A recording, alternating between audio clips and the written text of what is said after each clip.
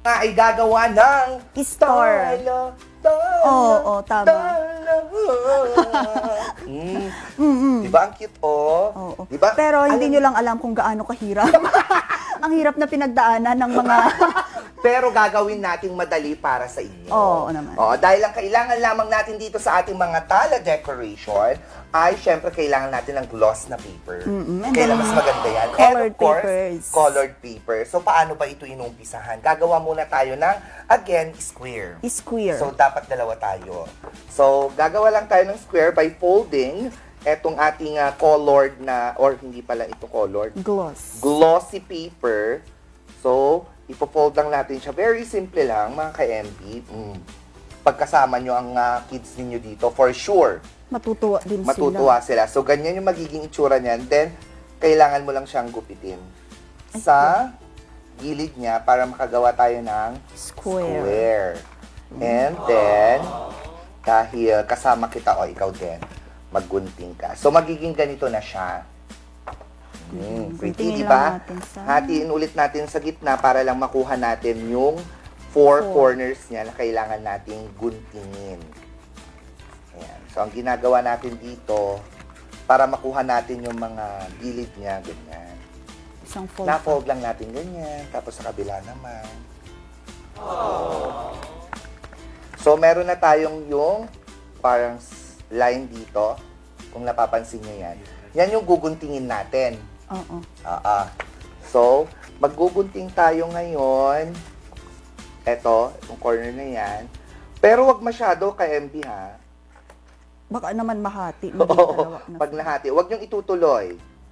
So, isang gupitan lang tayo para lang ma-fold natin mamaya Ayan. yung mga gilid-gilid na siya yung magiging Basic. ray. Tama? Ray. Ray of the sun. Ray of the star. Star So, pala. nakita nyo na yan, mga ka-MB, no? Kaya na tayo dyan.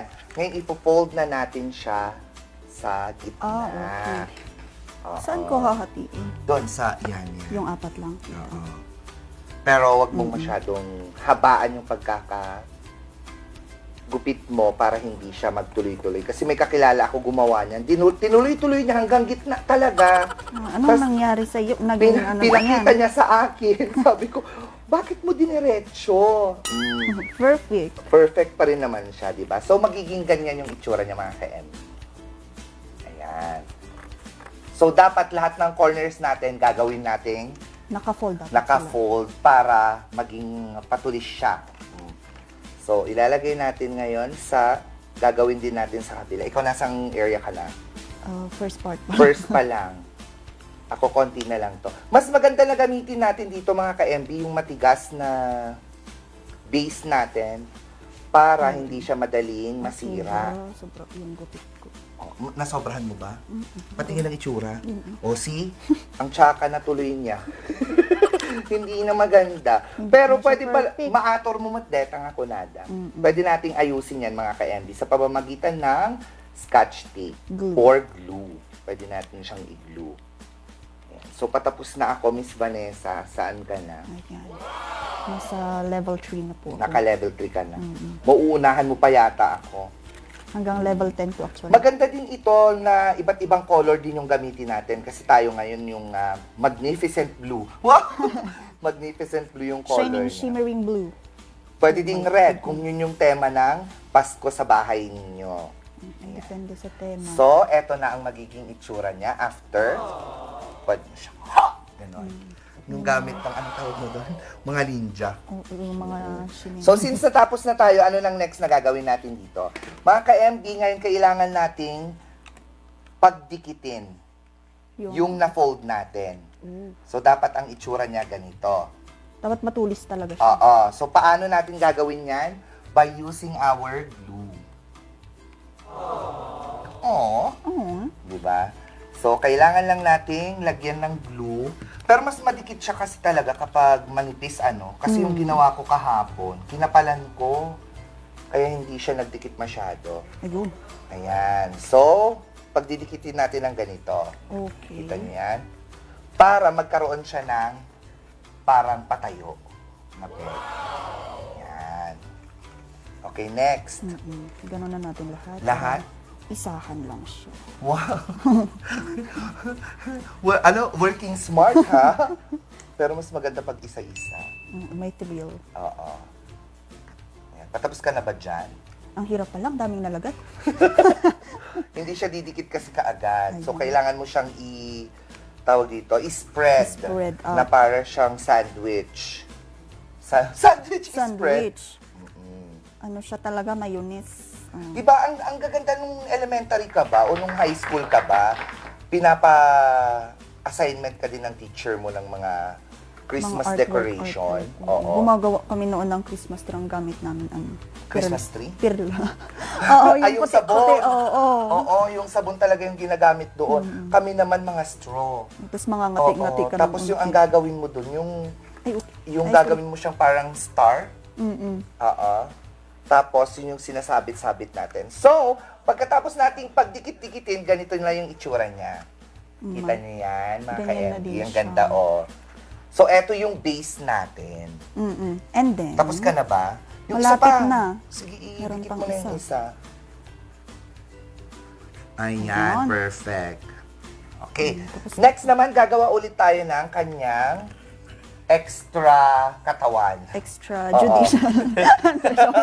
Yung etong extra rays na, yung dilaw na nakikita natin, yun naman yung gagawin natin. Since meron na tayong yellow at saka blue, anong gusto mong idagdag natin? Pula Gusto ko ng naman. Orange. Orange? Gusto kong Oh, yan orange. yung orange. Yan. Ako yung pula. So, ang gagawin natin dito mga ka-MB, gagawa ulit tayo ng square, just like earlier. Same lang din naman yung process niya.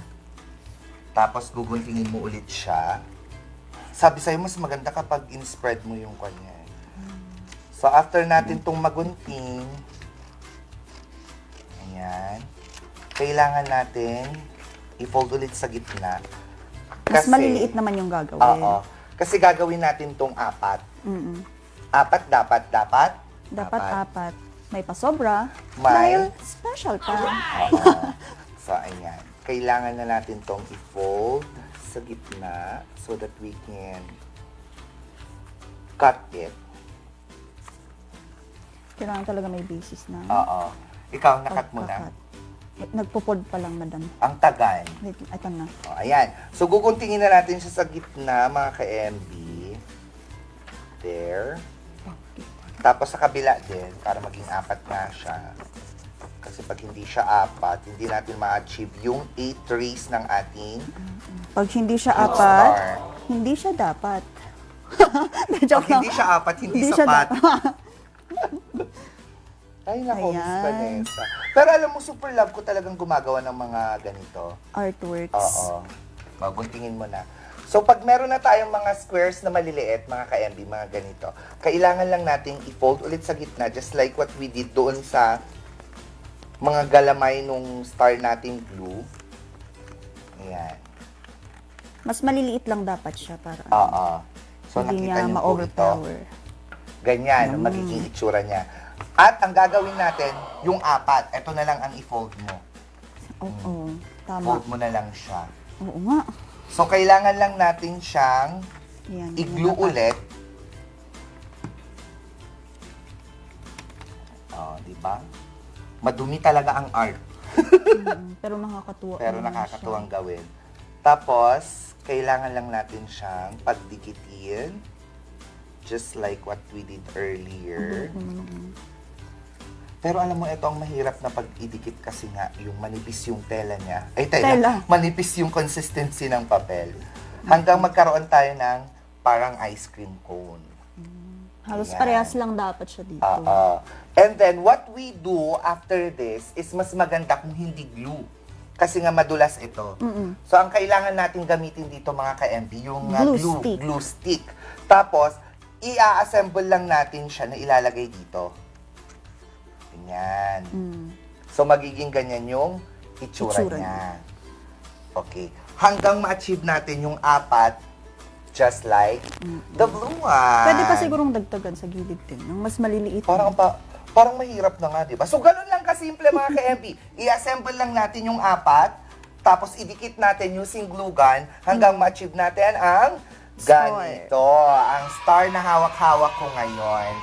Ipakita mo na yung isa. Oo, para kahit wala kang star ng Pasko, may star ka naman. Oo. So, eto na yung mga pwede natin idikit lang sa walls natin. Sige, sabihin natin kunwari parang dito siya. Di ba magandang tignan? Kerry, So, tas pretty. eto, ganyan. Oh, Oh. sino ka Ay, dyan? sana sumayaw na lang ako. Tala! Di ba? Pwede siyang pang-costume. Pang-decor. Pwedeng pang-decorate, pwedeng headdress. Oo, pwede ding Hindi, joke lang. So, napakasimple na star para sa ating decoration ngayong Kapaskuhan. Kapaskuhan. So, gawin nyo na yan with your kids, especially mga mommies natin kapag wala naman tayong ginagawa sa bahay or walang pasok ang mga anak natin, pwede natin siyang gamitin or gawin or pang-project na rin nila kapag inask sila ng mga teachers nila. Oo, kasi uso yan, lalo sa mga elementary students na magsasubmit sila ng tigisang star, tapos sabit-sabit sa So, lalagyan mo na lang din ito ng tali-tali niya na pwede mo na siyang ilagay sa wall, isabit sa wall. Di ba ang gandang tignan? Pero pwede din siyang pagdikitin. Oo, pwede din sa gitna niya para parang... Ayaw nga, no? Diba? Tapos Ang galing ikot-ikot talaga. siya. Iba ka? Iba ang dating Iba din ng yan. Miss Vanessa. Oo. Diba? Para kapag nasa gitna man siya, magandang tignan. Ay, galing! Okay, you gave me an idea. Gagawa tayo ng marami para dito sa studio. Mahirap kaya. Pero malay ninyo, baka bukas makita nyo Madami na. puro na mga tala yung mga yan. Anyway, mga ka-MBN nga po ang ating Ang Artsy Mo.